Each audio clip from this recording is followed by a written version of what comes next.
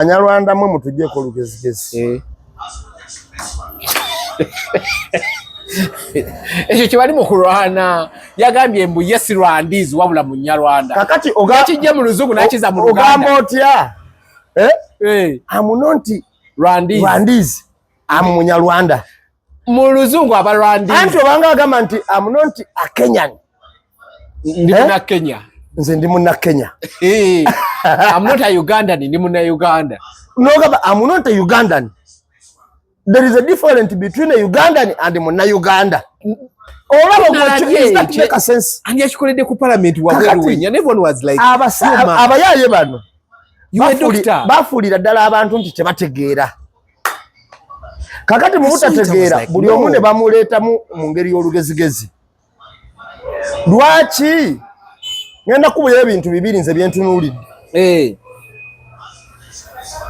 Omukulu ono abadde akkiriza nti Munyarwanda 101 okukakasa ekyo nga balina olunaku lwabwe olw'abaava e Rwanda olwayita olw'abavandimwe be bamukwadi bakulemberayo ne Gashumba. Ntegerekeka. Dr. Journalist yoli gwe bayita Albert yamunyonyo. Tuli ku The Truth Media, go subscribe, follow. It's a Thursday evening. Yes, nenambeemu nga tuli wano. Leero tukoledde ku H&M. Wetukoledde oyagala kamera aketsabu akalungi jangu H&M olabe nga ya kintu tukirya bulungi nnyo. Oberenga ekintu kitambula bulungi nnyo. Of course ebintu ebitambula mu ggwanga mubimanyi. Twafunyemu Keko yavuddeyo n'ayogera ebintu abantu abo bitutategeera. Twafunyemu See You Tonight olimba batandise oddukayanira. Mu entertainment there is a lot moving around. Buli kimu tulinamu parody okufa, tulinamu okuvetinga, tulinamu Paul Kafeero bintu byayimbako okubanga bimutuukako mu bulamu ne mu kufa byonna. Ne bwali bamagomba akomawo yazuukidde magufa bagafuddeyo. Nambe musoko obuze ku bantu. Abantu abana abatuliza tubabuuzizzaako nnyo buli mujjo sinzira kansubira obuli bulungi. Yenze nambemu nga bulijjo tuli wano ku H&M restaurant ewa Haj Aluna Mubiru. Muyiteewo mufune ekisinga obulungi service clear. Muyiteewo nnyo abantu mwena abantu abana abatuwuliriza buli omu gyosinziira ku Monday amakubo gonna gatula awantu wamu Ligasa Launch ezana mbayo n'ekikadde ky'omutawaana ennyo lwako n'abayimbi ab'enjawulo era ku wiiki eno nyinayo Bettina Namukasa. Yes. Oyo gundi ye yamukola. Bettina Namukasa obuyimba obwo mubumanyi. Agala kugenda mawula nawe. Eriso kikwano kyange kyanyamba. Wabula tewanimba. Nofuniro mutufu. Muyiteeyo nnyo. Awezana kasatuka ku roundi. Gadde nyana. Olunaku olubana luba lw'abataikuni. Bataikuni ab'enjawulo era okujjako nawe kigattako kubanga wali kuba kuwanyisiganya magezi mu business oyagala mirimu oyagala ki kuba kuwanyisiganya magezi ofuniya ono omukisa abayagala omukazi n'osanga omugagga oba ayagala omusajja n'osanga omugagga eno okubaja kapoti lunaku lw'abataikuni kikadde Tycoon Night mujje ku Ligasa Launch mugenda kubanga mufuna ekyenjawulo wali ogezesa mukisa gwo okujja kinyamba naye nawe kikuyambira pozi kantuse omukisa guno okwebaza ku lwa muganda wange Isima abamu tumweyitira olumu mulangira ku lwa muganda wange Isima ntuuse okwebaza kuno eri abantu mwenna abatimbiza olugendo olwa mukadde waffe taata wa Isima yatuvudde ku maaso ala gwe yajjuludde abatindiza olugendo namugenda Empigi abasugizeeyo Haji ono munange yabadde yakafuna wa Haji nga yakava ku hijja mutabani we oyo muganda waffe yamunonye ku airport yamunonye ku airport n'amutwala mpaka wake Empigi ne banyumyamu ne baziranamu n'asimbula n'avayo n'ajja Kampala bwe yatuuse Kampala ku makyawo ne bamukubira nti ate kyono alabika mulwadde muko njade kintu pressure oberi nyemu kya mutwale mudwaliro yatose mudwaliro nga pressure tebagiraba nibaga nti ate sukali ate bulijjo nga tayina sukali olugendo lwabadde bwe nakutuka yafudde yakava ko hijja nga ebigambo bya okumwaniriza ake waka kwe kwakomye era kwe kufa ebigambo ebirala byogeredde mu ddwaliro era ono yagenze tuuka nga awedde. Kale muganda waffe bambi fe abamu twagenda ggulo limu tusulayo n'abantu mwenna abajja ab'enjawulo sisobola kumensioninga muntu ku muntu abaagenda ab'enjawulo naye nga Isima ku lwa Isima mwenna abali eyo ayinza okuba talina ddoboozi lino naye musiimu ebitagambika mu kusiima okwo nange kantwala omukisa guno nsiima okusiima okw'enjawulo Haji Ibula taata mukama wange chairman webale nnyo webalire ddala Haji Ibula abantu kale bangi buli omu yataddewo embeera ne Haji Ibula yakutta olumbe lwonna nalwe bagajja n'agamba tewali avaawo nga talidde tewali avaawo nga tanywedde tewali avaawo nga ennyonta emuluma tewali buli ekyetaagisa kyabadde kisala okukolebwa yakikoze yabaddewo ng'akikola ng'era agamba kimu mutunuulire nze abantu abalala weewaawo twabadde n'abantu ab'enjawulo ng'era w'omanyi ng'ofiiriddwa munyanyi waako n'oteekayoko ku buyambi n'ateekayo ku buyambi ne Haji Ibula yabadde one man army nga byonna ebiganye bwe tumutunuulidde ajja bimaliriza. Mukama wange chairman ntuuse okwebaza kuno gy'oli weebale nnyo weebalire ddala sina ngeri gye nyiza kwebazaamu naye nze yalabyeko omutima ogwo gwa Sseruganda ng'ate erobereddewo abantu bangi bambi weebale Katonda akuwa ekisinga obulungi weebale nnyo weebalire ddala. Okay, genda ku kibuga genda ku app ya kibuga genda mu Colabot genda ku Play Store oba ku Apple Store otekemu ekigambo kibuga online shopping ojja kulaba K ku video ogenda giraba K ngenda giteekako gwe video gyolabayo K gyolabako jojjo okugenda wali o downloading bwo downloading bajja kuleeta categories z'ebintu app eyo ginstalling otekemu initials zo otandike okozesa app eyo okushoppinga kuleeta waka otandike okushoppinga nga tovudde waka then ogambe nti osasudde then ebintu babikuleetere wooli gwe buli kyolowoozaako genda ku app ya kibuga oshoppinge weewonye za accident kusumbukana budde tolina maanyi gatambula so app ya kibuga within 24 hours within Kampala and suburbs ebintu biba bikutuuseeko within 48 hours up country ebintu biba bikutuuseeko balina ne provision ya refund singa kiwatumiza kiba kyekyo n'okizzayo ne bakuddiza ekintu kyo oba ssente zo kati app esingaawo onoogijjawa genda ku kibuga gidownloading weewonye ebizo byonna bye wandisanze shoppinga ate bagambire ne buli wiiki tubeerayo n'ebintu ebisaziddwako babeerayo ne promo buli week basaza tuba n'ebintu bye tusalamu nga mubigula half kale genda ku kibuga ofune omutindo n'empeereza esinga obulungi. Okay, namba emu tutandikire wano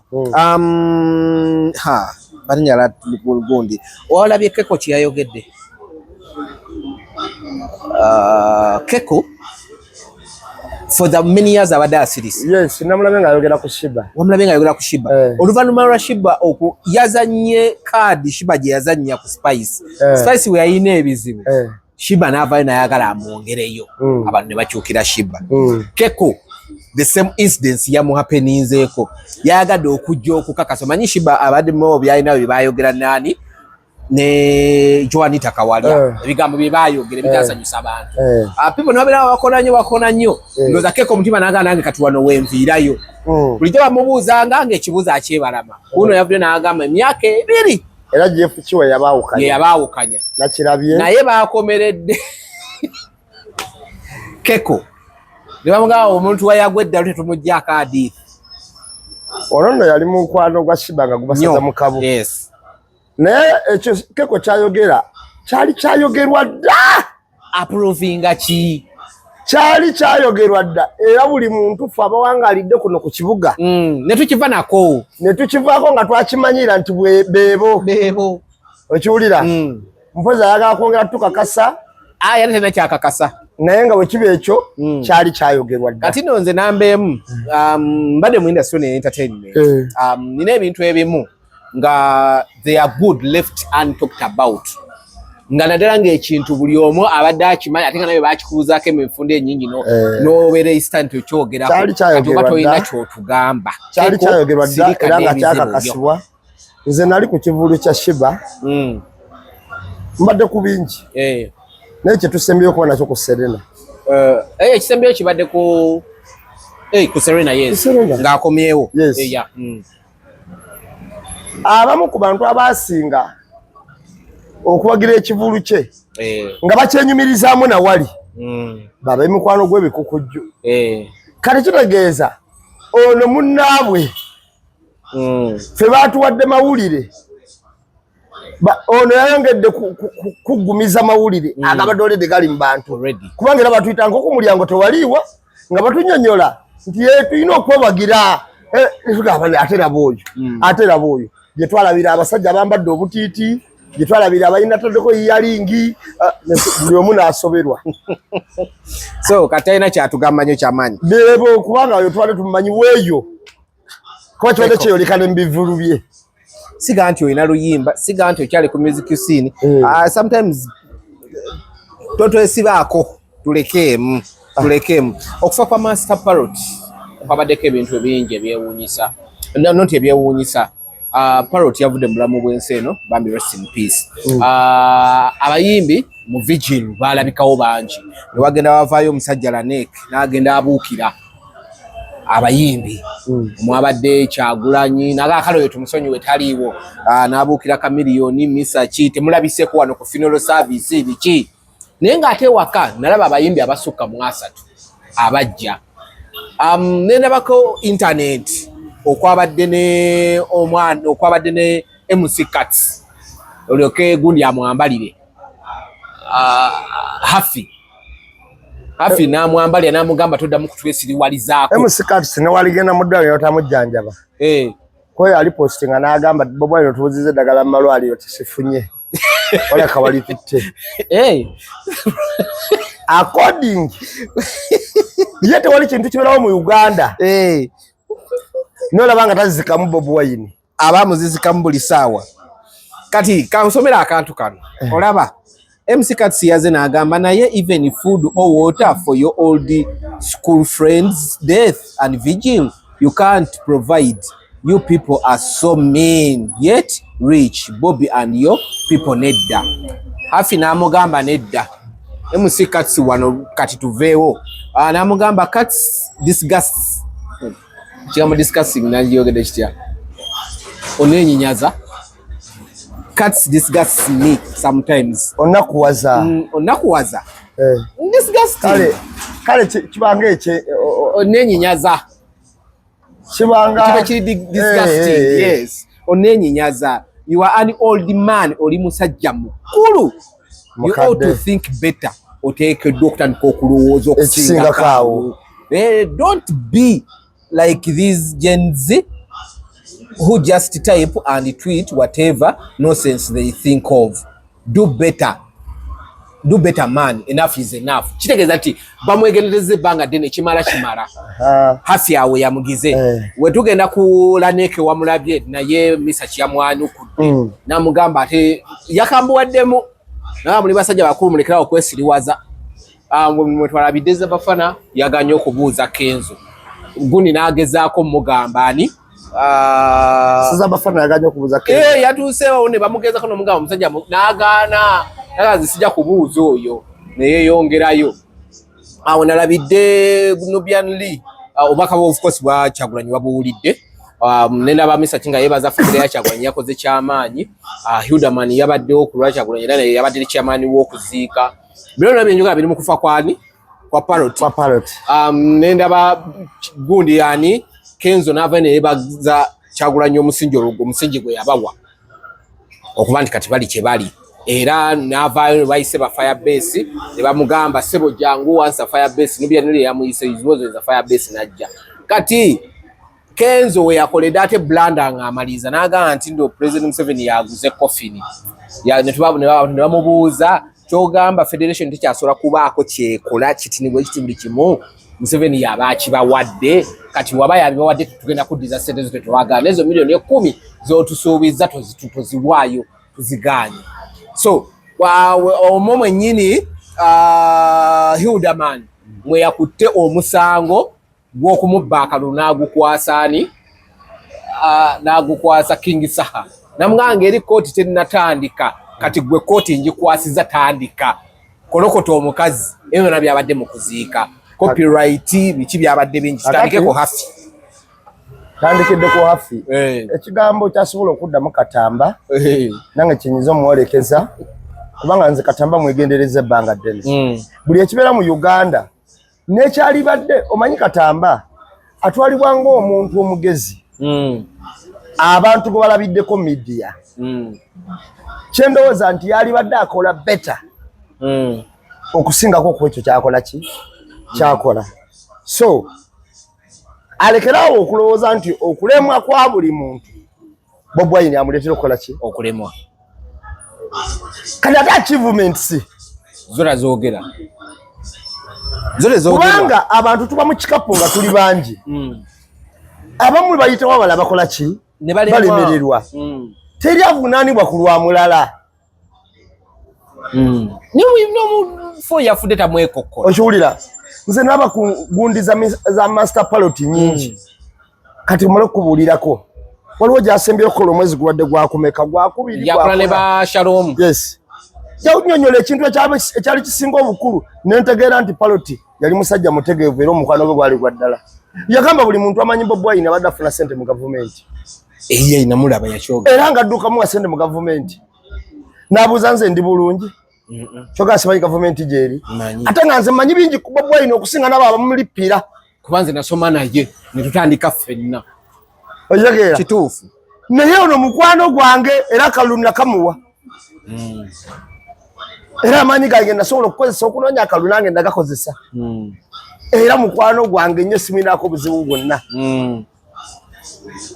ng'agezaako okunnyonnyola abalowooza nnyina obuzibu naye tesirina senga mwandaba dda nga nange ndi wali ku babuchamani kubanga newe yagendako mu Ireland era ne kukya okumma kamiliyoni kaadi nakyo yakyogerako n'agamba Bobi Wine si agaba kaadi mulekerawo musiba kuba kati ebyo ne bibeerawo nga biri mu mbeera etya bwetyo hala tindowooza ekyamujja ennyo ku layini mune mu muziki we kwali kuva mu Firebase butayimiriranga omu kwegattamuko ku Ireland ababakuba kusaanyaawo tebaagala asota ate bikebise byali waggulu era we baamukomya naye ate ensobi z'abali bonna baziteeka ku Bobi Wine kakati ekyo nga kiwedde bw'otunuulira Laneke tutambulirawo si we tuli Laneke bulungi nze edda namutwalanga ng'omuntu omulalu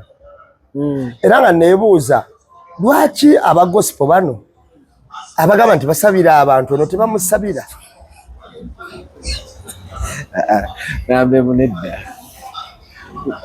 gwe towulira nti basabira abantu ne bawona kikimulwadde nja kirabikira ddala oba yayambala amakutiya kati ku bantu bonna be nali ndaba aba gospel abayimba ennyimba abategeera nga ndaba mbono ye president ani yamulonda in the first place ani yamulonda nali disappointed namulabako lumu nga yeesibye amakutiya nga yeesiita mu ttaka ng'ayagala salaamu wesende n'ayagala salaamu wesende n'okuzoganya kw'omulabye eggulu ng'azoganya sometimes omwana ono alina obuzibu bumu buliwo ayagala nnyo kamera ekisusse akalikuletinga katini nnyo ku bigambo byagenda okwogera n'ebikolwa bye omanyi omuntu omukulembeze nga we yeeyita obeera calculative ku bigambo by'ofulumya okusigala mu tuluba ly'obukulembeze ate naddala mu kifo ekiri sensitive nga gospel artist bakusuubira okuleeta ekintu ng'ekintu kijjudde omwoyo so si kibuyaga nga bw'aleeta ye talina sipiiki erimu wadde ettondo ly'omwoyo Kibuyaga yajjudde speech ye bamu Kibuyaga na mizimu myerere kale nebuuza n'engeri omwana oyo gibasobola okugamba nti kubanga bw'otunulira n'ennyimba ze talina luyimbwa lwataakinga mwoyo nti luno lwa mwoyo kitufu lwa gospel ng'abantu nabadde ndaba akayimba k'omwana we baba muyitaani ng'agamba nti okuva ku makya tuzina buzinyi lwa nsonga nga 3 naga esooka soma Matayo 9:10 ekyokubiri simanya akola ki ekyokusatu natukundira kimwe ekiwulira kakati naye yabadde alina engeri omulezi gye yasengesemu ebigambo bye ng'olabadde oluyimba lwabadde lutandika nga lwa kiyaayi ng'otuuka wakati nga mulimu ekinyusi ng'olabira ddala lwa mwoyo naye ng'alina engeri gye yataddemu omukiri kakati ntunulya ennyimba za Laneke ku bantu abalina okuwulira gospel music simanyi oba tebayagala kuleekana na mulalu naye nga yali akoze olukuŋŋaana naye Laneke talina kalakita yonna y'osobola kugamba nti ono muyimbi wa gospel.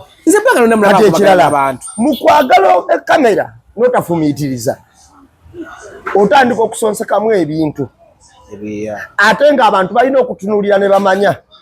Era nja kwogera ku bintu bingi mu kufa kuno. Bw'otuuka n'ogamba nti misa tetwabalabe bw'obwa tetunabalaba kamera tetunabalaba ono omuyimbi yayimba we muli yayimba nammwe yali ayimbira ani ku bonna yali yeyimba bafaani be bo bayimba taliiwo hane bano bonna nyinyi bayogeddeko bayimbi bo bayimba taliiwo bamuvunaana ku byabwe okulemwa kw'omuntu temukusiiga balala okiwulira kyenkugamba okulemwa kw'omuntu temukusiiga balala. For the first time naabye Misa kinga kangudde ku ddoboozi yali kangudde atera nnyo okusirika omwami oyo naye akamanyirwa we kasukka yagambye nedda n'okalaba nga abantu bakavuze bale bakakola ki that stupidity of highest order abantu kati bakyatoleratinga nonsense nti buli akubaka akazindaalo afune gwatunuza awalampire ku ggwe Misa kyo muvunaana ki mbuti yabaddewo ku mokyale ng'akola mu mokyale nga muyimbi munne we bayi nga dokita nga muyimbi munne tutalina byakukola ye n'ateekeddwa kuba ku ekyo olina okujja nga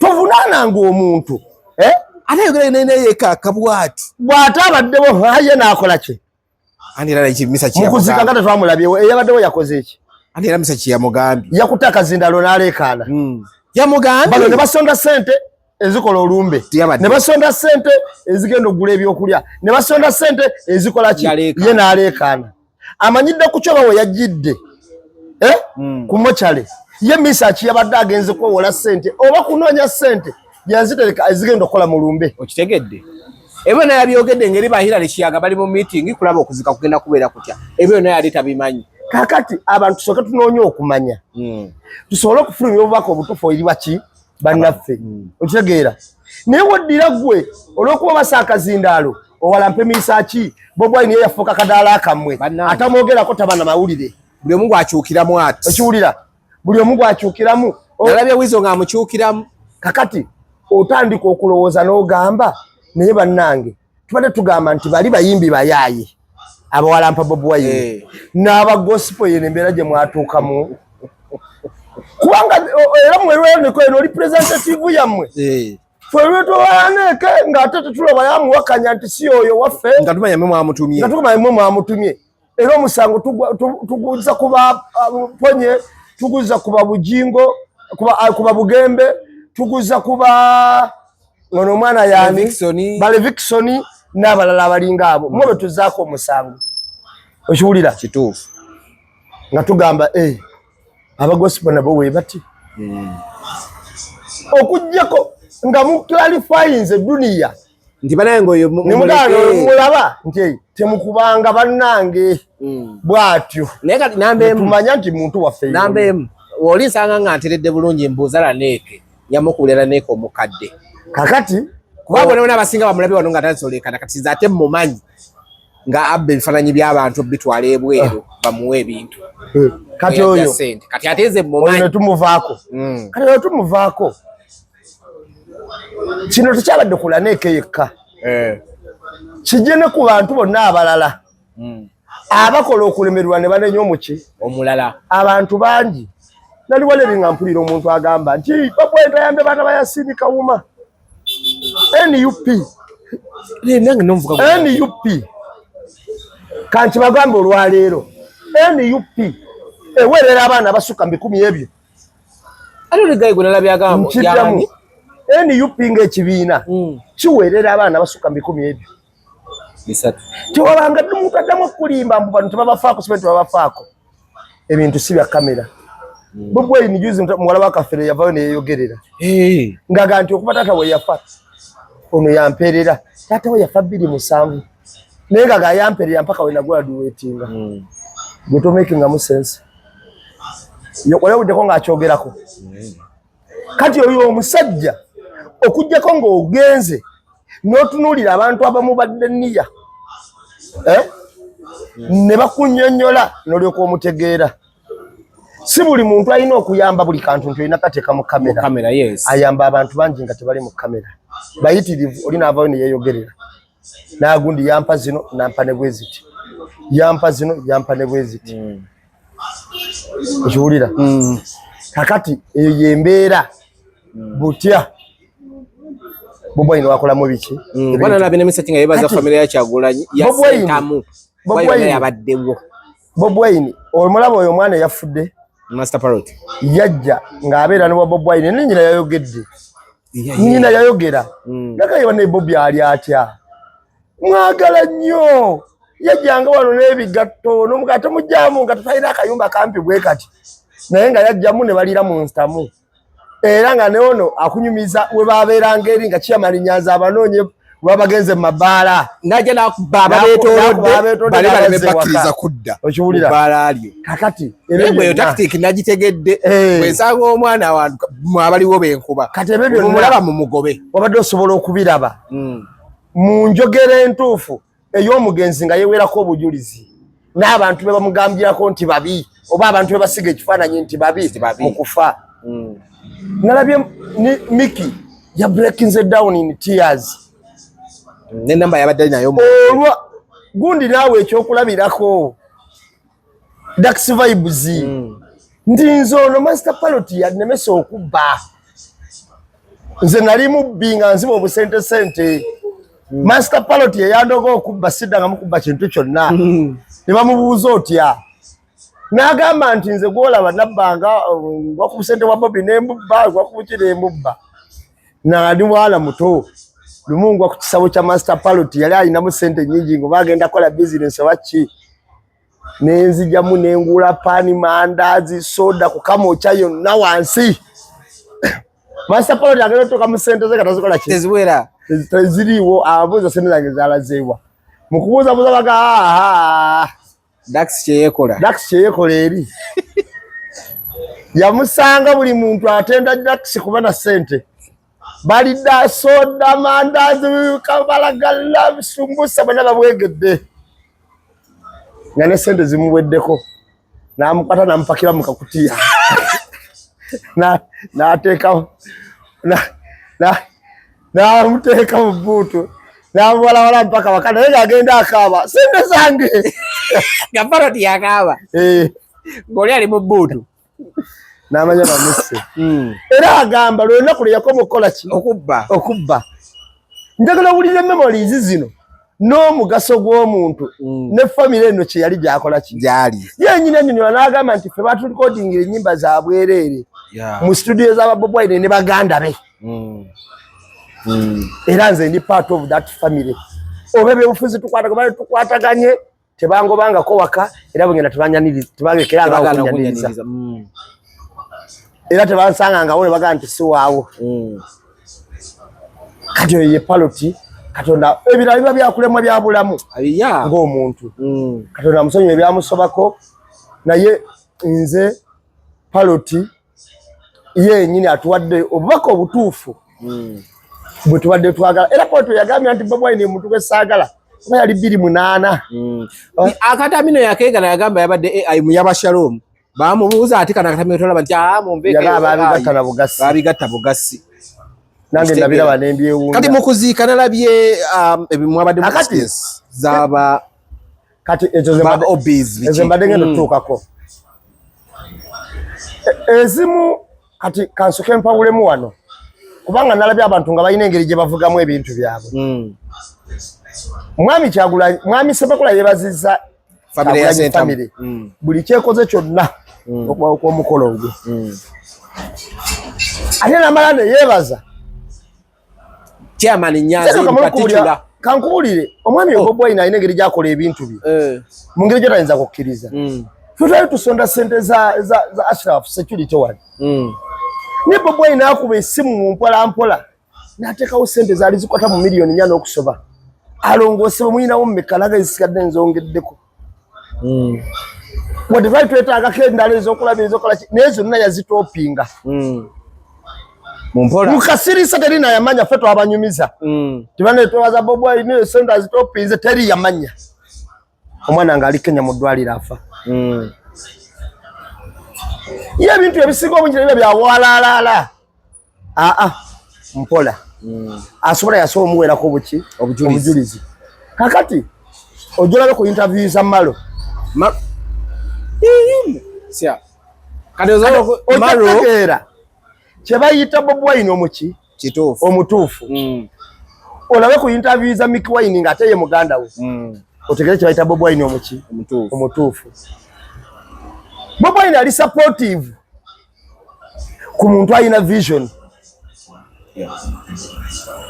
era atambula nnyo n'abatambula kituufu kati gwe bw'osigalira kiba kyo naye yakulaga ate takotogera muntu yenna kati ekyo ne kiggwa mu submission ya mwami Misaki mwabaddemu ekyokulabirako nze ndabye abantu bakibuukira nnyo ekiriwa bwe yagambidde nti kati gwe Mick nze nfiriddwa abantu bangi ebuwaate gwe Mick Wine bw'oba tojja buwaate nga nze nfiiriddwa ate gwe ofuna ebizibu oyagala nze nkole ki nze nzije jangu oteekawo 10,000 lw'oyina bw'onaafuna ekya miliyoni nange nteekawo miliyoni gy'otakola ki gy'otalina okubanyonyolako mikwano gyange abanda bano abampuliriza ndabye abantu nga batwisitinga ekigambo kino nti Bobi Wine yatabukidde Mick Wine I mean Misaki yatabukidde Mick Wine tebamanyi tunagenda kubalaga ekyo yamuwereddeko nga example yawabula Mick buli wamu abadde abeerawe wa Misaki yawadde tubadengayo naawe nga Mick tomulaba kati okunyonyola abantu amangu papa Misaki yawadde example ku muntu gwamanyi mukwano ataanyiga ate gwamanyi nti ne mu bintu byabeerawo gwamanyi ne mu bintu byabeeramu kuba ekyo nkiwaako obujulizi mbadde nga mulaba nze omu ku bantu abatera ogenda ebuwaate ne luli wampalawala n'ontwala senga wabeerayo embeera yonna eriyo ntera ogenda sitera kuleka ntera ogendayo nnyo kati twafuuka n'abantu bawaka ogetuukawo buli omu ng'akola ki ng'akumanyi actually tutera olaba nze nakyegereza bwe tugendayo mami tumuwa ne vibe nti naleka ne bali bonna najja eno kale ogetuukayo nga buli muntu akumanyi naye okunyonyolako abantu bakitegeere nze sigendangako wa Misaki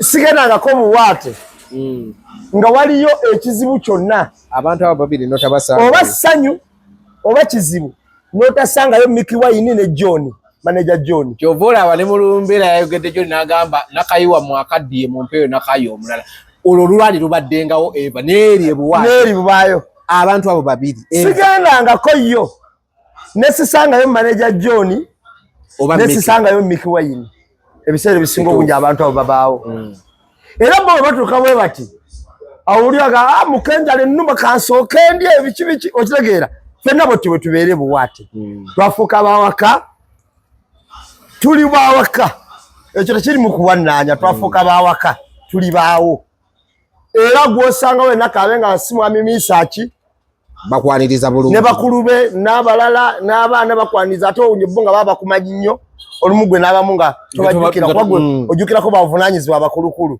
b'otandikirako kale to clarify yabadde agezaako okuwa example kugwamanyi mukwano gwe ate gwamanyi abeera mu bintu bye atasobola kunyiiga nga naawe weekuba mu ttooki kusinziira ku Miki erinnya lye yabotodde naye ng'erinnya libotodde lwakuba nti ye abeerawo nnyo ate ye muntu we okitegeera ye mukwano gwe abeerawo nnyo mu bintu bye kati nga walina okuweerako example kubanga abeera giweera kugwa ensaagu yali eyo aweza tebanyambye naye nga nebuwate naye tolinyangayo mu bantu bafiiriddwa wali badoga ndowooza omulabye okola ki okitegeera naye kati fe abamanyi era ababaayo tusobola ogamba nti ekyo era of course Misaaki ne baba ayogera tomutunuuliranga nnyo oyo mwami bw'aba agereza nnyo ku mikwano gye tagereza ku bantu balinako obusungu taboogerako kituufu abataliriza ddala ekitegeera kati bwekito bwe kibeera ekyo nabe abantu abakitwisitinga njagadde nkibatangaaze nti oli mukwano gwe nnyo ng'ate buli kigwe buwaate mu baganda ba Bobi Wine abatabulangawo Miki ne John aba tebatera kubula ne Eddie yawe kuba nalabye ne Babu ng'asiima Bobby naganze oyo musajja nali mmanya mpalana n'okumpalana kuba ndi mu gavumenti yanfula okuba nga sikyayina kibiina mwendi nafiirwa mutabani wange yankubira esimu naŋŋamba siri mu ggwanga naye singa mbadde nandize wakalabye nakalabye tera nnyo okugoberera ebikwata ku mwami oyo ndaba abantu attitude gye bamuyinako nalabye Babu nabagamba nti kati mwabe byobufuzi mwe mugenda okumpalampa naye omuntu yekka nze ngenda kuwulira omuntu alina omukisa abeera n'omukisa nze ndwawo okulaba Ssaabasajja Kabaka ng'asanyuse era ng'omuntu ayimba ng'akuba ne mu ngalo mu byali byefaayo be nakamulaba ku bantu abo era mbamanyi bulungi asooka bamuyita Bobi Wine Kyagulanyi ye muntu gwe naakalabako Ssaabasajja ng'akonyeeko mu bugalo nga Bobi Wine akola ki ayimba ng'era musanyufu nnyo ne mukyala we nga baseko Kamala maama Najjinda owokubiri Misaaki be bantu abo babiri be naakalaba nga basanyusa nga waliwo omuntu nga ye completely ng'omukisa gwamukeera ate ne gumwambala obwagazi bw'abantu nga abantu bamwagala mu ngeri yaabwe oba etya naye nga wakitiibwa abantu bamwagala Misaaki oyo omulaba abantu bangi bamuwa ekitiibwa era bamwagala olunaku lumu ndi kunyumizaako ku lutalo lwa King Michael ne Misaaki ne Palaso era nkubulye ne yabakakkanya era abantu babiri ababakakkanya omu Misaaki omulala ajja mugamba era ndi lukunyumiza lwali lwava ate we ndi lukuwalirako sitoola eyo oliga nambemu omanye ebintu ate tuluddeyo olwokusatu olwokuna olujja kakati ekyo ne kiggwa ekirala kyabadde mu lumbe luli abantu ne beebuzaabuza amazima bagamanyi awo bwojja awo genda mu maaso nalabye okusiima kwa Kenzo nga kuli genuine era nalabye Kenzo ng'atuuse wali nga teyeetaaga n'abakuumi n'abagoba yabaga abakuumi bannaye munveeko mugende eri nze wano ndi waka sinasobola kunkwatako mundeke bano bonna bendi mu baganda bange ate era ge mazima era Kenzo waiti wali ayinza mukwatako era tewabadde amazima gali nti baluganda differences zibaawo naye era okutandika kwa Kenzo Firebase kuinamu ettaffaali ddene nnyo na bloka ya 99 ya ku musingi ya Damcos kakati awo Kenzo mu kwebuzaabuza kwonna kwe yeebuzaabuza nga ali eri omusajja yantama tayagaliza yabba ennyimba zange amazima gatuse ne gavaayo nyimbo yali ayogera kubanga eri aba ku mulimu ngera kimusasuza kujjonkera ono kati wano yabadde ku reality mukumala kuba na Firebase awadde Bobi Wine ebimuli bye najjukira nti ate alina okubeera ku mulimu ng'amaliriza temunenya Kenzo niyo mulimu ga yakujjukidde leeti anti reality emala neevaayo nature yennyini obutonde bw'omuntu bweyoleka ogenda okujjukira ate obutonde obwo bweyolekera nnyo mu bulumi oba mu ssanyu eringi era bwe yasanyuka ennyo ng'akoze ekivulu ku Serena yatubuulira amazima bulungi Bobi Wine oyo gwe mulaba senga siye senga sinze senga soyo senga sakola bwenti senga soyo senga sakola bwenti so Bebe Cool yali wali Katikkiro wali naye nga yakungiriza Bobi Wine ku buli kimu yali asanyuse nnyo ku kivulu ekyo era mu nsonga y'emu nawono yabadde anakuwadde nnyo mu bulumi oba mu ssanyu wegirangamu omuntu amazima amatuufu kati Kenzo amazima ge gonna amatuufu yagogera bwe yali mu bulumi n'agogera bwe yali yagogedde wabadde mu bulumi newe yali mu ssanyu n'agogera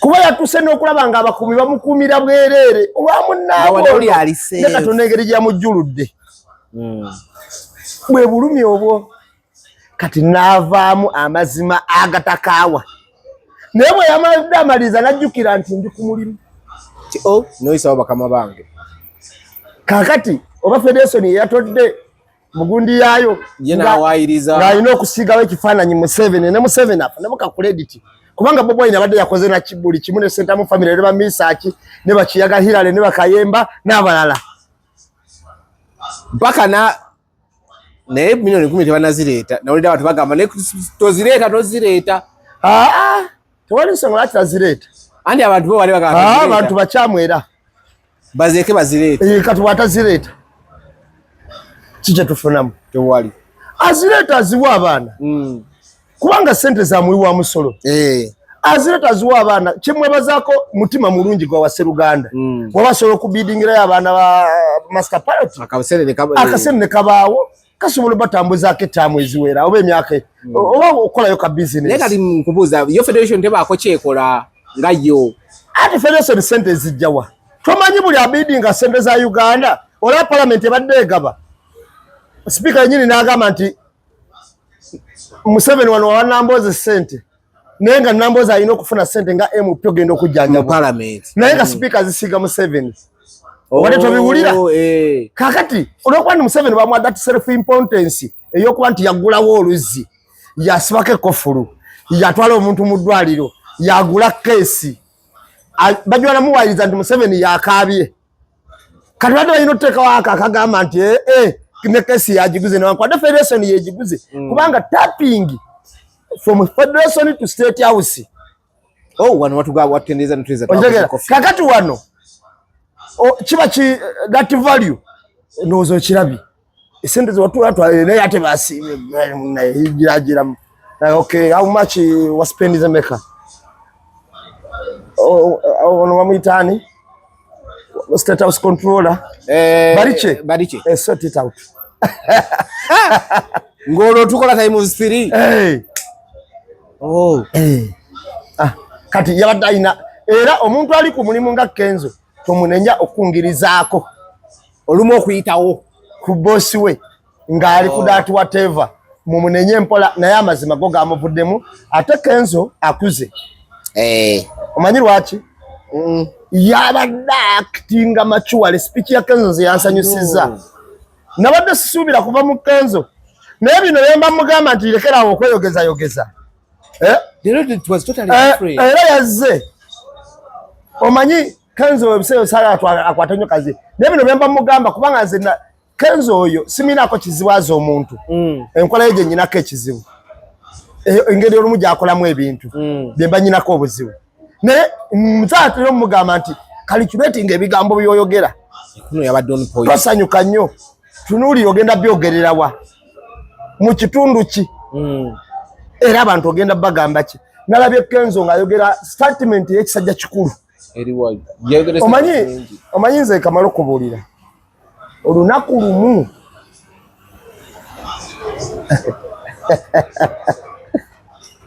lumu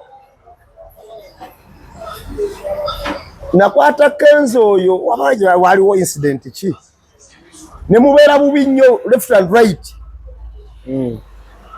Nali ndi awo olunaku lumu ne baŋŋamba bakuyita ku federation mpaka sijja kugendayo. Mpaka sijja kugendayo. Naye nasinkanako ne Kenzo awantu amu nga nalina ekizimbe kye nali ntunda. Ng'ate Kenzo ayagala kigula. Nze okuddamu okusinkana Kenzo from that long period. Nali manyi Kenzo atuuka ayomba yesibanga mutaka alwana nga bwe kasuku. Kantukana nambe mu byonjogerako mbiraba.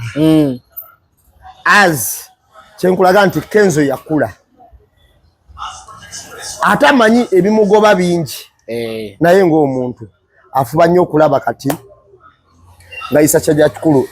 Yabadde speech yabadde nnungi eyo nyinza sinza butemwebaza kubanga waawe embi era fa bamukola ki abamunenya waawe nnungi oba ngamba kikati waawe nnungi katumwebazeeko loni yabadde speech yabadde Kenzo yabadde nnungi ya kati kyekiro kyabadde mu lumbe ekyokutunuulira gundi yaganye okubuuza Kenzo n'atekayo ddala embeera nabyo omuyimbi omu ziza bafana nakirabye n'ekyo nabadde nkisuubira gundi n'amulemerako babadde n'ebigambo bingi ebiweerezebwa naye ate siza bafana asotinge naye yesotinge ng'omuntu ekyo kiveewo empalana ne woba ogiyina waliwo time wootuuka ng'omuntu ominako empalana naye n'omubuuzaako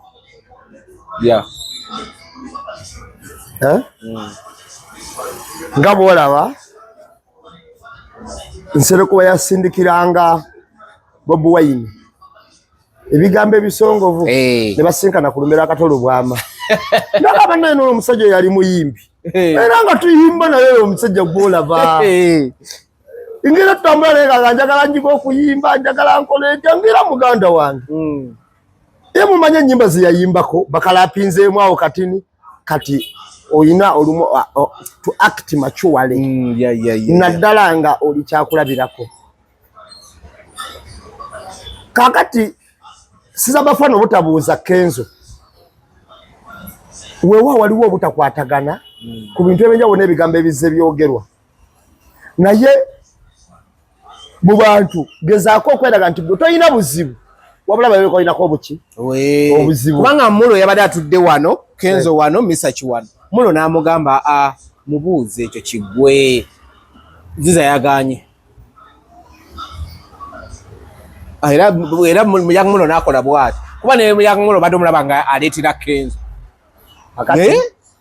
kati ensobi abantu gye bakola gezaako okola ekintu ekituufu mu bantu akitinge bulungi oleme kulabikanga si gwaliko obuzibu wakiri abalala okibasige nti bebasiru ekintu ekyo Bobi Wine yasinga okukizannya anti Bobi Wine ayinza okubeerako obuzibu n'akusanga mu bantu ne weewuunya n'abadde bagata akubuuze ne weewuunya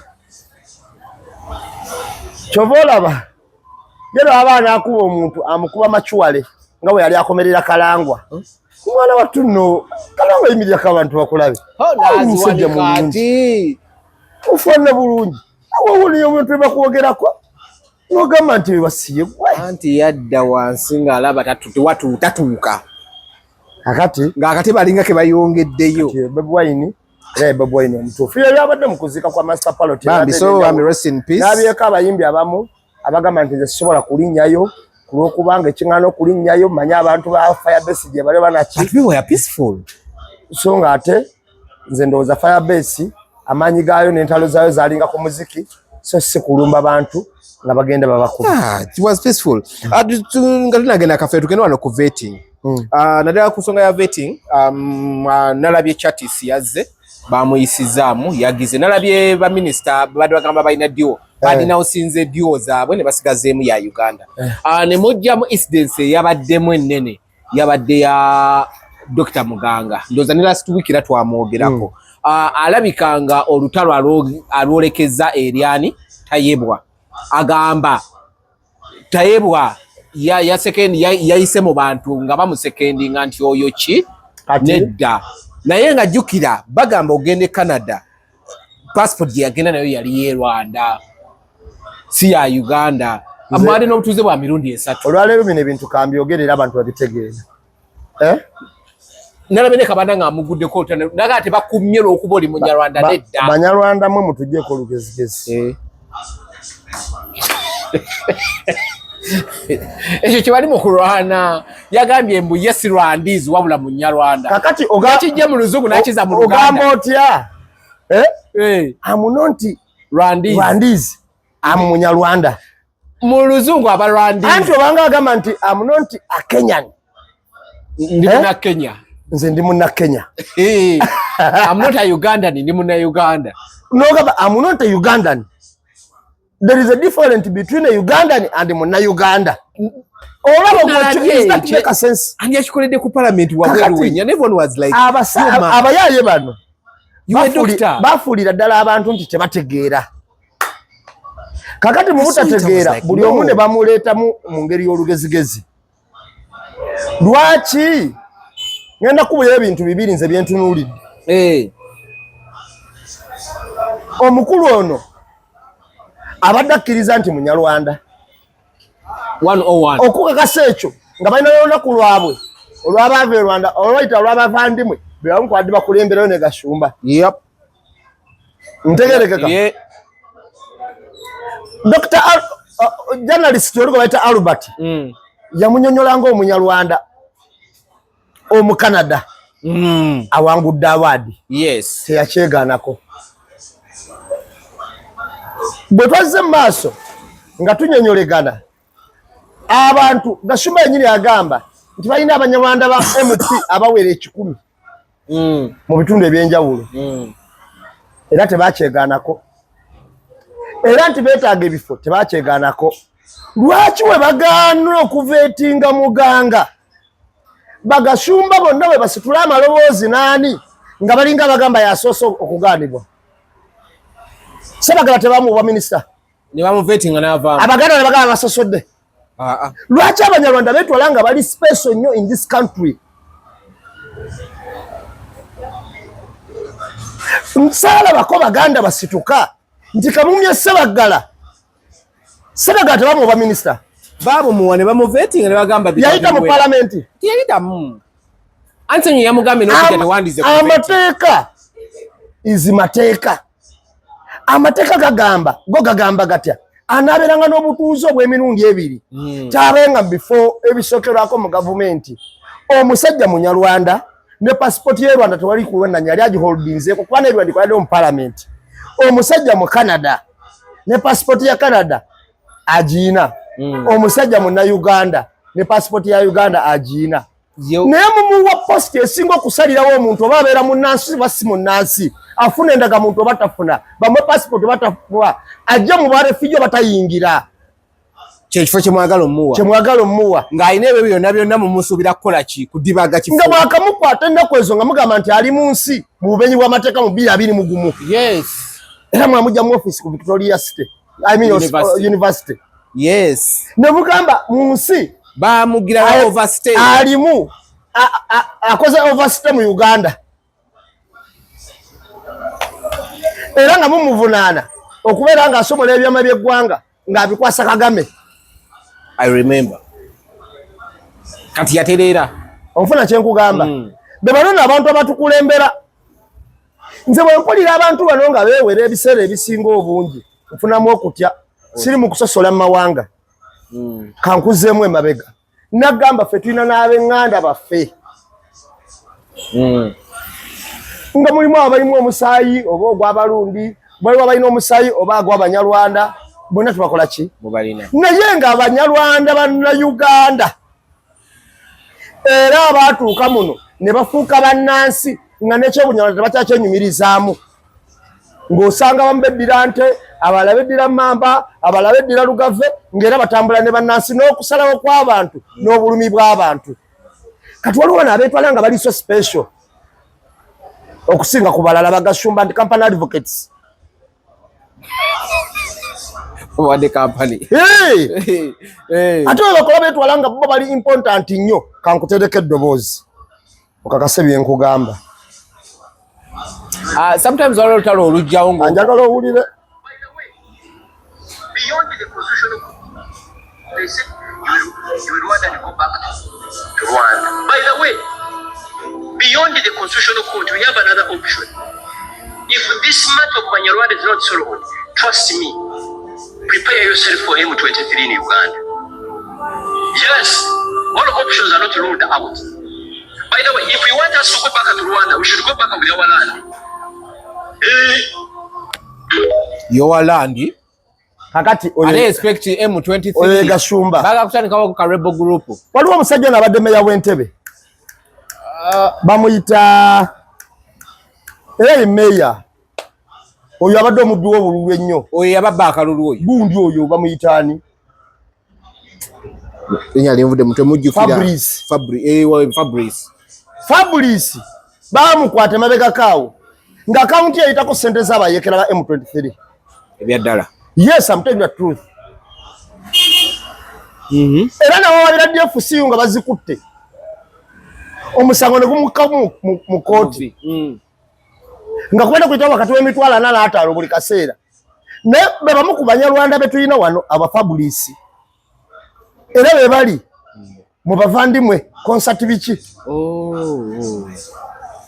era be batagambwako eyo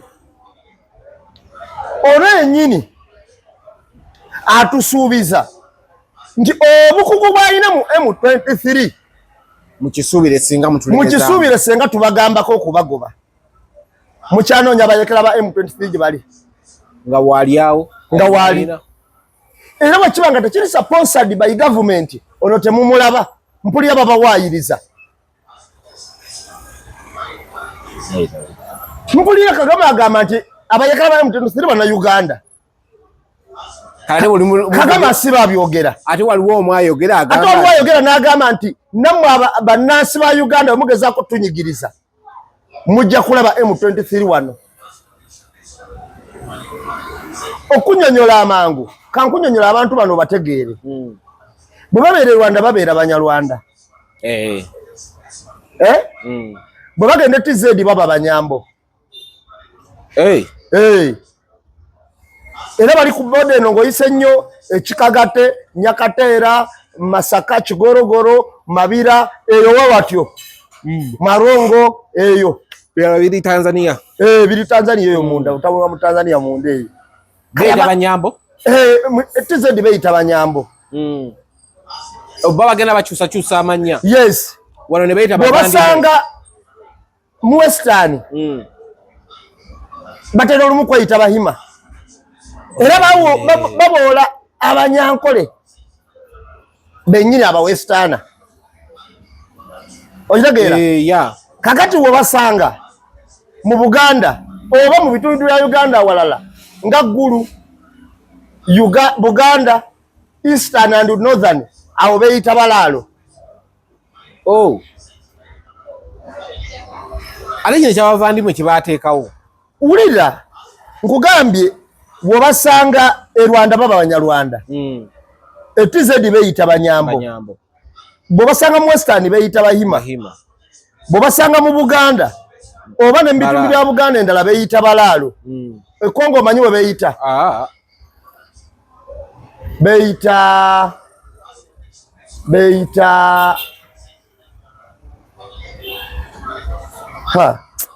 balina erinnya lye beyita Abanyamulenge. Ekyo nali nkiwuliddeko. Yes, ekyo nali nkiwuliddeko Abanyamulenge. Kakati abo bonna Abanyamulenge, Abanyarwanda Abatuusi, Abanyambo, Abahima, Abalaalo bali mu gundi egyo. Beetuuma mannya kusinziira bitundu bye balimu. Era bwe baali ono Gashumba kyayogera kakimanyi era kitegeera bulungi kubanga Kongo Enterahamwe oba Abanyamulenge bebo bennyini abataddeyo olutalo.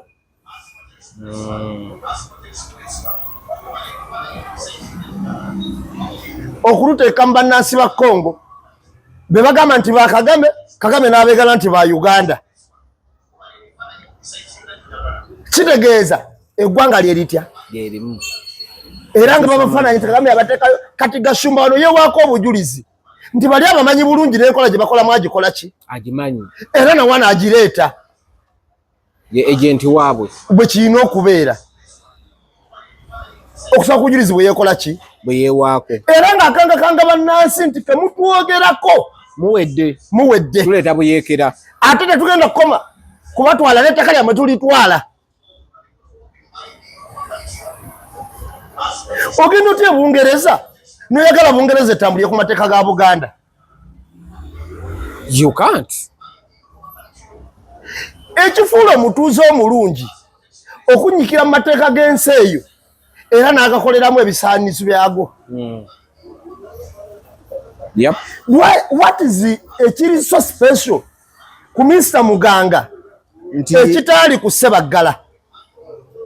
Ssebaggala naye baamuwa wano obwa minisita ne babumwambulako balamu Museveni n'amulonda obwa minisita bamwambula nga tatuukiridde. Wavayo Abaganda bonna bagamba nti fe Abaganda batumye nedda gaali mateeka ge gamukwata. Lwaki gwe olwaleero odira n'ogamba Omunyarwanda bamumye, Omunyarwanda tteeka lye lyamumye kubanga olwo Abanyarwanda bangi abalondeddwa mu ministry ez'enjawulo mwebali bangi. Mwebali Abanyarwanda bangi abalondeddwa ministry ez'enjawulo. Ate Abanyarwanda bano banaye Kamalo babuulira naddala abajjedda abantu abo baali badde basiimu nnyo eri Buganda. Weewaawo waliwo abasiimu naye olwanga abamu si basiimu.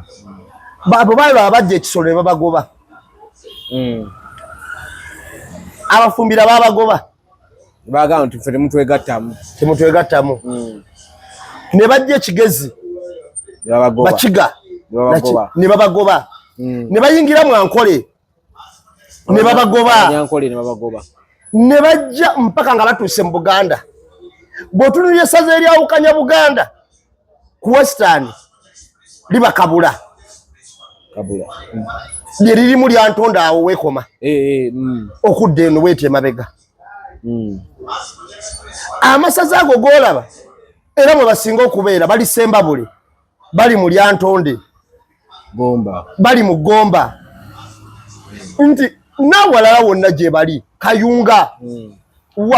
Ky'olina okumanya era kitegeera okuva na leero nti Buganda yaniriza abantu bano nga bali bonna abakoze eki babagobye mu katabo ka Museveni kenyini n'ebigambo byagamaza sina Munyankole yannyambako mu kulwana abanyamba baali Baganda. But for now wakute bannansi oba bannansi Banyankole oba bannansi Bakyoli oba bannansi baki niyo oli mu bakanga kyekiri special nnyo ku Muganga ekikangisa abantu basubize n'okubatta. Kubanga okuforminga a rebel group here that means okoze obutemu kubanga bye bakola ku Congo tubiraba. Treason and someone comes out openly and he is not era kitegeeza that intention agiina era Gashumba mbu mwina mukwatanga kyatika muleme kufuna M23 singa bamuquestioninga dda kati wulya statement zafulumya mbu mwina mukwatanga kyatika obutakola wano buyeekera ye ne banne. Kyekiri space ennyo ky'ogamba nti kyekiri ku bano kimu kyokka that self entitlement. Baagala nnyo okwegulumiza naye nga bo singa ebyo ebintu bisobola era baagala nnyo okulaga nti bo be basaanidde era baagala nnyo okulaga nti bo be batuukiridde awatali bo tewali balala be basooka waggulu ate be basembayo wansi yeri egundi y'Amateberezimu gye nagamba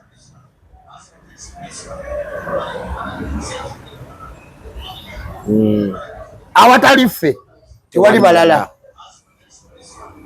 Kati ono Gashumba agenze ku yokubiri erimu tubatte tubasibe tubatulugunye okakaseda nti tulina kubaffe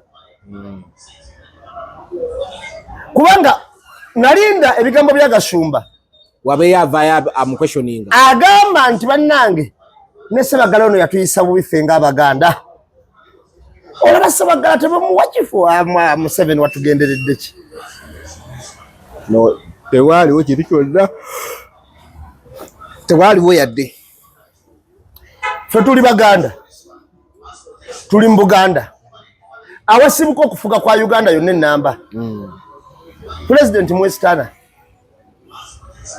Vice President Munozana Prime Minister Mwestana okitegeera omyuka wasooka n'okubiwona tuliiwo okitegeera Speaker Munozana amukiikirira mu Westana okitegeera Judge Chief Justice Mwestana yes yeah namuddako Anthony General ye wawano naye wawano w'ekiyiso oyinza n'ogamba nti mwana mwadaptinge yagambye temumusuubira okukola ekintu kyonna CDF Mwestana IGP Mwestana nakulira amakomera gennyini ne Mwestana kati genda kubalikulia ebyobulamu genda kubalikulia ebyenjigiriza genda kubalikulia ebyakibonna bavaawa eri senga fa basenga no complaininga jowaye mutugira mwalete mutujjamu muli wano naye kakati abazze ate ba complaining okusinga banyiniwo olwo basinze bannannyinimu entannama tuyina okwebereramu ng'abantu era tukole ekyamakulu sura ndi ku program kankubira tukole ebyamakulu byetulina okukola ki okukola bw'abanga Sebagala bamumma Abaganda ne batabawo nti ffe ng'Abaganda kyekiri special ekiri ku muganga okumumma ate ng'oledde amateeka gamukutte etteeka libatteeka mayika nkujjukize etteeka lino balikola wakati wa 29 abaana 2010 abaana 28 awe watu wemaseera bidde wano waliwo omusajja bamuyitanga Agure Kiyingi yali wamaanyi nnyo ng'ayingidde nnyo mu byobufuzi wano yakozewo ne kampuni ng'alese kompyuta ez'enjawulo gye bayitanga Dehez International oyinza okuba gwe tewagirabako nagiwulira ye kampuni ekyasinga wano okweta kompyuta ez'ebbeeyi ekompyuta ezikozesebwa mu ofiisi g'Amerika ag'Australia ng'azireese wano era nga baga nti gavumenti erina busobozi gula kompyuta ezo ziteeka mu ofiisi zaayo zonna ye n'abagamba agenda bawa ku kibanja mpola era bagikuba Dehez eyo mpaka bagisula bagiteekako ebisanga ebitagambika mu nkola eyo nga bamutegedde amaanyi ne bagamba omusajja ono ayinza okusika abantu nabeera ki sayidi ye we bakolera etteeka eryo nti omuntu tabeerenga na butuze bwa mirundi emeka ne yeesima mu kifo kyonna ekiri valuable mu ggwanga okiwulira anaabanga n'obutuuze bumu senga anaabanga n'obutuuze bwa mirundi ebiri takikolenga ki takikolenga kumbe na long run kigenda ontegedde bulungi nti etteeka be bali ekolera ne kabakaddabo whatever eno gundi bagiyita batya eno yaddabo sodi eno yaddabo ekitala ekina breds bbiri kakati egundi obwogi obusala mu mateeka busala saidi ne saidi bw'oyinza okukola etteeka ebbi olw'okuba tayimu eyo oli mu buyinza era Bagasumba be bakuba engalo nga lifulumye kati libakutte be bakuba enduulu gwe n'otuuka n'ogamba nti wakiri babuwe waliwo omunyanda ogenda ng'agamba abanyanda tubaddewo nnyo mujja tuleetera ekizibu mujja tuleetera omutima omumwina ekintu kye mutusiikuula wakiri babuwe bujingo okumuwaki owa minister nga bamumuwa kuki owa minister tebalonda bulonzi gwanga twalirowooza nti balonda busobozi naye obuli ebye bazeemu ekyo kyo balina ekitunuulira kakati balina okweyisa ng'abantu abasaanidde balikogonayizingibwe tidakituufu bakoze eki basaanidde so si kweyisa ng'ekitagasa era tebagenda kufuna bifo bya bukulembeze mu ngeri yakutiisatiisa ate abanyarwanda bangi be baawadde abali mu ministries ez'enjawulo nange ndakirabye bali bayitirivu lwaki nekibamulwanyisa nedda bali tebagenda yingiza bannaabwe eno ekifo kino kyekiku nambemu kino ekifo kyekikisalirawo kikwendaga muntu kikuwa ndabye nga omwami Kasuma wana ekyokulabirako mukyala we yani Malayika ayagala ofuna passport wano bali bagimumira bamala kubira muhozi yennyini kaseera mukubira ate kati simu ya muhozi yakuvuddeko era sigala ng'okubayo alina ne baneeminga ababye ennyo mu internal affairs alina omukyala gwe yeekokkola era alina ne bagumiza timina kyakunkola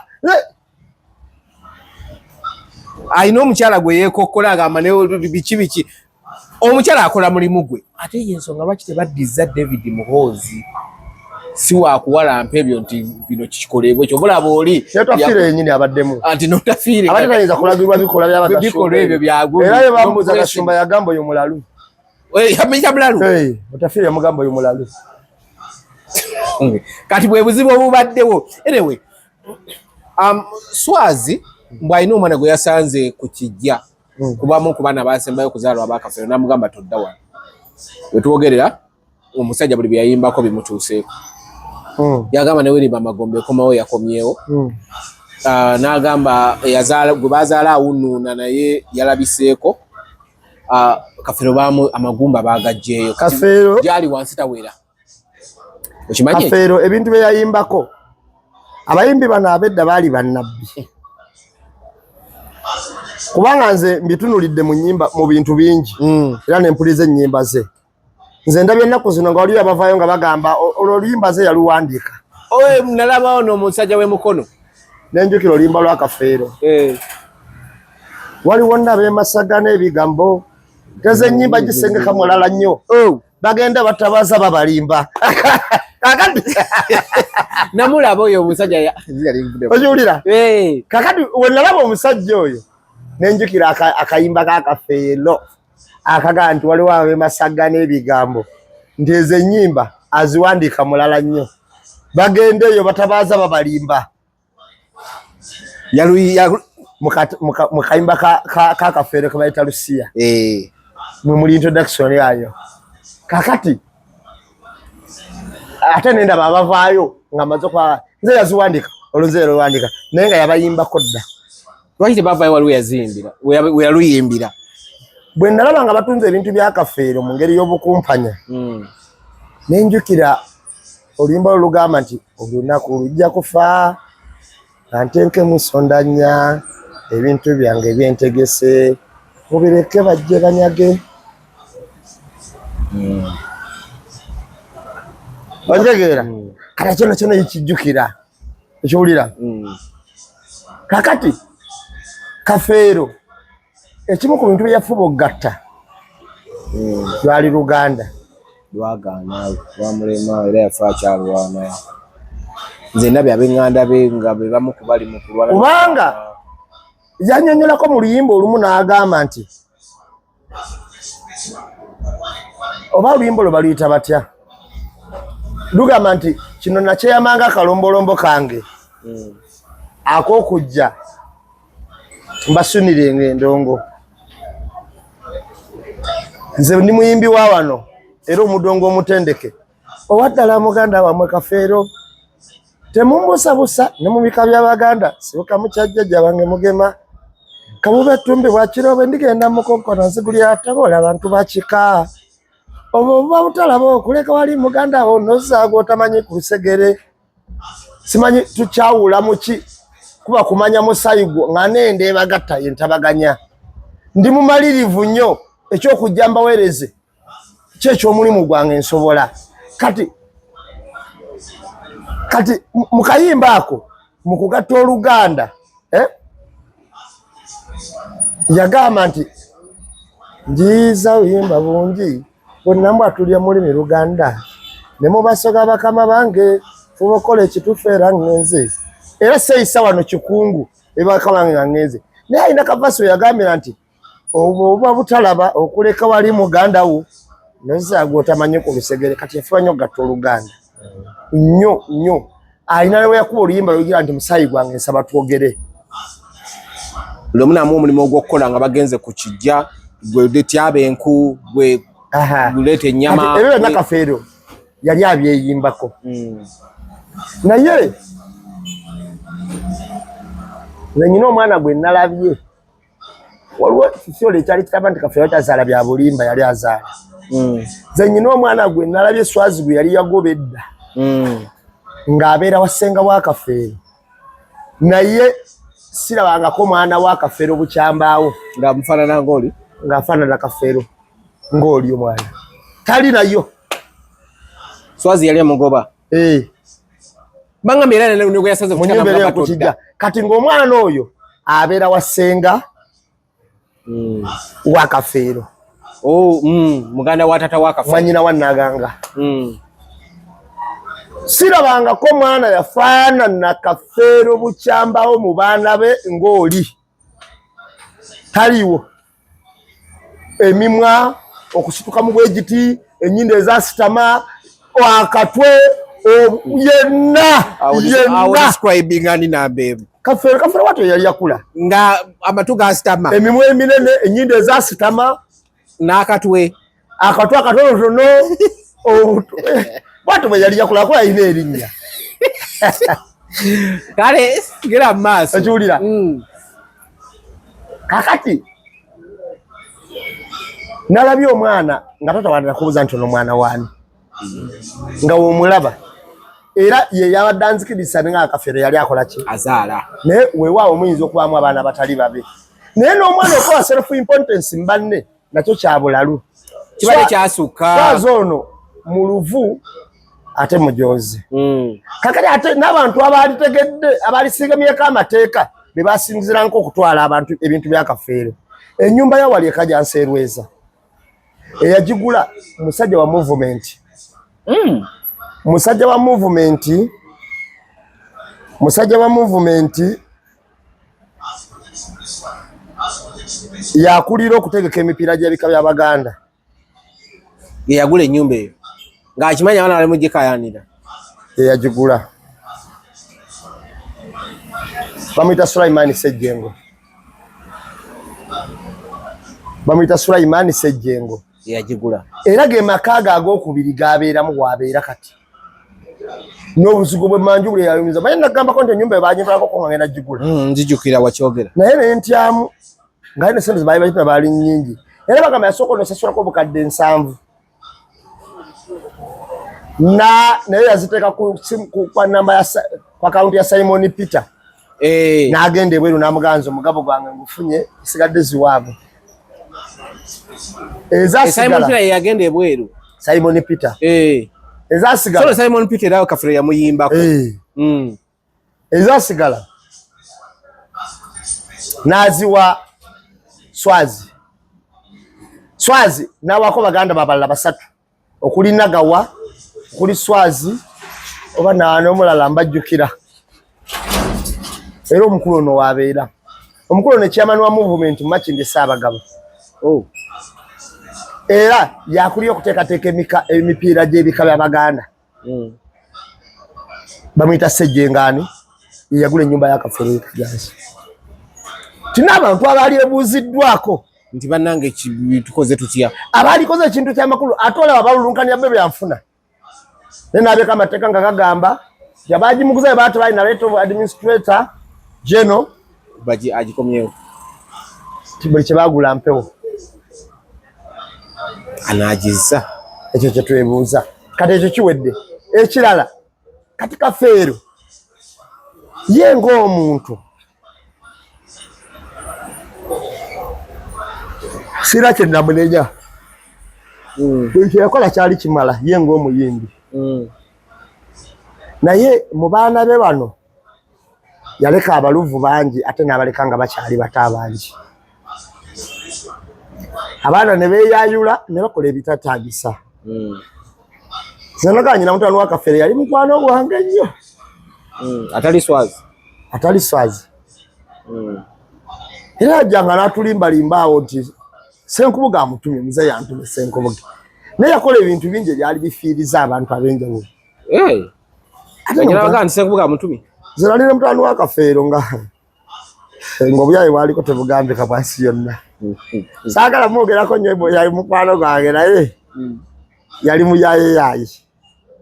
Yali mugezigezi nnyo. So embeera yeeyo Kafeero ansa yabaddeemu. Ffenna twali tugamba nti Kafeero tasaanidde kuziikula. Time yatuuse nga twetaaga okuziikula Kafeero. Ffenna wamu. Nga ansa alina kuva ku ggumba lya Kafeero kebera DNA. Kuba abaana bangi Swazi wadde asibidde ebweru. Nga ye yeefula Ssenkulu. Naye nnyina ebintu ebyo. Ate nga be nabiwuliddeko bantu ba Kafeero nnyo ba munda. Ekimu Ssenkubuge yakyogedde ali ku pulogulaamu. Nakirabye. N'agamba Swazi bw'anaagenda ku DNA. Nja kwewuunya nnyo. Nja kwewuunya nnyo. Nakirabye n'akomaawo. N'agamba ebisigadde mugende mu maaso. Ekyokubiri Anko Kagato yakyogera. Kujja Kagato. Era ng'ayogera ku Swazi oyo. N'agamba mwana oyo sikakasa nti mwana wa Kafeero. Abo abantu baali mu Kafeero munda. Kuba ne Ssenkubuge kojja Kagato alina kwa yajja Kafeero mu kyalo. Kati ate era ne Kafeero mu luyimba. Kafeero weeraga nti agenda mu kyalo n'ayimba Ssenkubuge ojjaga n'onambulako mukwano gwange. Kuba yali muntu we bw'ati. Kati yeeyo. Kati tusuubire. Era Swazi nawulidde ng'akomplaininga nti bwe bagenda okuziikula tebamugambako yabirabira bulabizaawo balamunamugamba agenda mu kyalo bali mu kuziikula. Bagenda otuukawo nga bataddewo bataliyani naye nze kyebakoze naze sikikola sikyagala. Bamubuuza lwaki toyagala bakebe DNA entuufu. Alina kitunyonyola nne naye. Ajja kitunyonyola era katusabe Katonda. Swazi kuba bagamba yadda ku Buladina. Ate Buladina si Kafeero gwe yagaba. Kati ate no gwe yazaawa nga awuunuuna bangambye naye yakomyewo. Kafeero gwe yayimbako era mulimu lwa Buladina nti waliwo omwana wange yazaawa awuunuuna oba bagireyo n'embwa ne zirya. Bangambye yakomyewo yagambye mbu yenze yagenda awuunuuna kati nkomyewo. Kubanga nonna tabaddeewo. Gwe sannabakulabako oba mwamulabyeko Kyagulanyi gwe yakuza gwe yaweerera. Kyaliyo talina buzibu. Wamulabyeko? Oyo mwana yalinga n'omukyalo ono. Abatemuweeke musuubi obalekete mubawere babibadde. Abaana bo basaana kwekuuma. Eyayimba oluyimba olwo. Era atera okubeera n'omuwala oyo. Yono yava juzi n'ayogera nga ayebaza ku university oba ng'atikiddwa n'agamba okuva tato yawefaka Kyagulanyi yamuweerera. Oyo omusajja akola ebintu bingi ng'abantu tebabimanyi nga toyinza bitegeera. Kale anyway tubadde olwokuna lwaleero let's catch up mu Mbozi mukati ku Lwomukaga ne ku Sande. Naye ekirala mulekera okutuleetera ebibozi by'ekisiri. Ebibozi nga kiriwo. Kati nalabye naye ayagala okwefaanaanyiriza. Yalese akawala wankagamba mbuko simanyi birthday yako bawa akawa $4,000,000. Gundi yamulese. Temulimba abantu mujja babbisa. Yogera lumuntu omudala gwe guno. Just muba mukola binyika mulinyise peyi mu kwetunda. Okayaje mukayaje. Abawala kati ndako. Kati fe tuli batayikuni. Nambe mugera kukuba ebikonde wa. Uliriza nze ni musajja mugagga. Tewali akuwakanyiza. Kati ebibozi nayo byotandise. Kati ndakala ulirize. Kakati mulowoozesa. Abantu mbufete tukola. Mwera bakyala baffe tetubawa. Yagambye. Omwana yagambye. Mubagenda. Asoka ulirize. $2,000,000. Kati wagenda mu bbala wiiki emirundi 3 $1,000,000. Kati olina otekedde. Mu mabbala kokutera abawa bbeeyi. Boyfriend yamukola n'amubuuza ogenda wala ekifuba onywaki cocktail n'asooka anyiga esawa nga 2 nti ate bebi kyogenda lwala ekifuba onywedde cocktail n'abaana amutirako akakadde funa champagne oyogera kakati that stupidity of highest order simanyi baba bajjawo agamba nti bamuwa $1,000,000 za birthday era weyamaliriza interview n'agenda ku Futusibishi wamulabye atakuta nfudu jakubuuza gundi jamubuuza kati wali omuwala bawe nga yalina milioni nkaaga mu bbala ewiki nga bagenzemu emirundi 3 ku mezo nayo nona 2 kiregeza bagendako ku paradimu ayinza okwono ne 15 oba ne bagendako abalala nayo nona 10 kati lafuleze milioni ameka nalabye stupidity oba yes order nga nayogera yennyini ayogera valiyene mumfaanana valiyene mumfaanana afaanana milioni ya Uganda ejo mumanyira okumanya nabulayo nenseka negawannaye kati kasule ku mbozi kati omutindo gweteeka otya mu bigambo nga nawo toguliiko kasule ku Saturday tuyina emboozi ya Ronnie Mulindwa ku Gondi kuba abaana bonna mwe bagwa ey'okutunda abana online nawulidde ennaku bebo abasiba ku bulaputopu ewaka beebo ngenda babannyonnyola mujja kugawo ne ku ssente njenyakayambamba kubireko n'omuwala omu abannyonnyole basiba ku bulaputopu ewaka wanyize bunyizi nawulidde ennaku atali yaki anti that theory ereetera abaana baffe bannyinaffe okukola ebintu ebyenjawulo nga balowooza nti oli byeyogera bituufu bw'ombuuza bba bagamba buli omu amumanyi ani amumanyi